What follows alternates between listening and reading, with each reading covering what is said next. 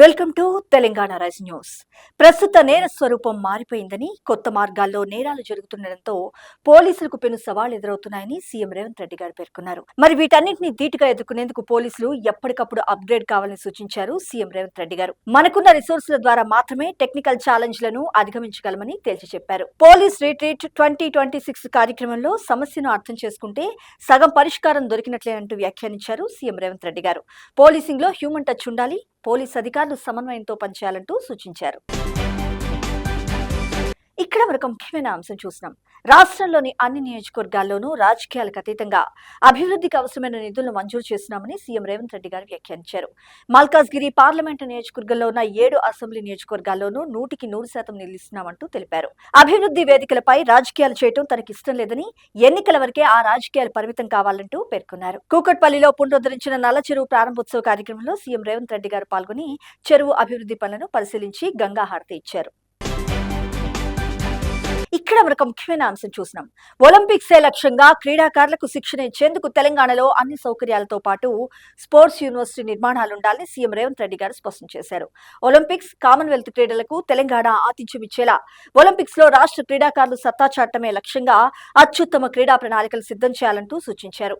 క్రీడలకు అవసరమైన మైదానాలు, యూనివర్సిటీ, శిక్షణ తదితర అంశాలపై క్రీడా శాఖకు సంబంధించి జూబ్లీహిల్స్ లోని తన నివాసంలో సీఎం రేవంత్ రెడ్డి గారు సమీక్షించారు. రాష్ట్రంలో నిర్మించనున్న యంగ్ ఇండియా స్పోర్ట్స్ యూనివర్సిటీలో అంతర్జాతీయ ప్రమాణాలు కలిగిన మైదానాలతో పాటు అన్ని సౌకర్యాలు కల్పించడంపై ఆయన చర్చించారు. ఇక్కడ మనకు ముఖ్యమైన అంశం చూసినాం. బీజేపీ బీసీలకు ఏదో చేస్తున్నట్టు చెప్తుంది కానీ నిజానికి అక్కడ చేసిందేమీ లేదంటూ కాంగ్రెస్ పార్టీ అగ్రనేత గౌరవశ్రీ రాహుల్ గాంధీ గారు నిప్పులు చెరిగారు. వాస్తవాన్ని ప్రజల్లోకి తీసుకెళ్లాలని ఆయన కాంగ్రెస్ పార్టీ ఓబీసీ విభాగానికి చెందిన మహిళా కార్యకర్తలకు పిలుపునిచ్చారు. కులగణన అతి కీలకమైన అంశమని, అది సరైన రీతిలో జరగాలంటూ కాంగ్రెస్ ఓబీసీ మహిళల జాతీయ సదస్సును ఉద్దేశించి ఆయన ప్రసంగిస్తూ ఈ మాటలన్నారు. ప్రధాని నరేంద్ర మోడీ 100% రాజీ పడిపోయారని, అమెరికా ఆయన్ను పూర్తిగా బ్లాక్ మెయిల్ చేస్తుందంటూ తెలిపారు కాంగ్రెస్ పార్టీ అగ్రనేత గౌరవశ్రీ రాహుల్ గాంధీ గారు. ఇక్కడ మరొక ముఖ్యమైన అంశం చూసినాం.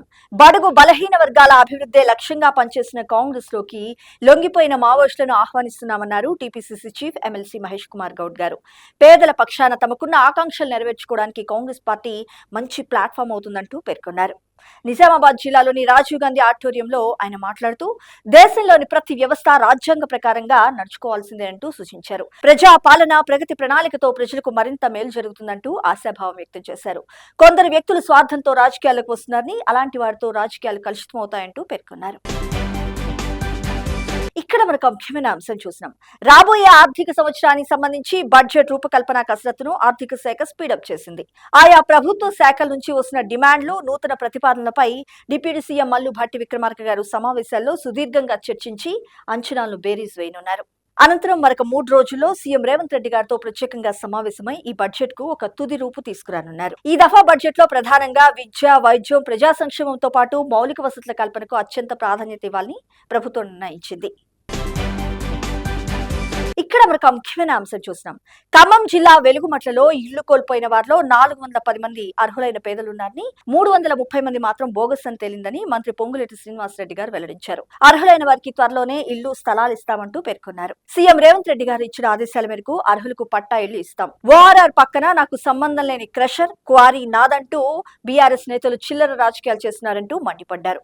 అది తిరుమల క్రషర్. ఆ కంపెనీ వ్యర్థాలను క్రష్ చేసి సప్లై చేస్తుంది. వారికి లైసెన్స్ ఉంది. దానికి మాకు ఎటువంటి సంబంధం లేదంటూ కూడా తేల్చి చెప్పారు. ఇక్కడ మనకు ముఖ్యమైన అంశం చూసినాం. ప్రస్తుత పోటీ ప్రపంచంలో యువతకు నైపుణ్యం ఒక్కటే సరిపోదని, మల్టీ స్కిల్స్ ఉంటేనే అవకాశాలు మరింతగా పెరుగుతాయని రాష్ట్ర కార్మిక శాఖ మంత్రి వివేక్ వెంకటస్వామి గారు తెలిపారు. అడ్వాన్స్డ్ టెక్నాలజీ సెంటర్స్ ఏటీసీల నుంచి బయటకు వచ్చే ప్రతి విద్యార్థికి తప్పకుండా ఉపాధి అవకాశాలు కల్పించేలా శిక్షణా విధానం ఉండాలని ప్రిన్సిపల్ కు సూచించామని తెలిపారు.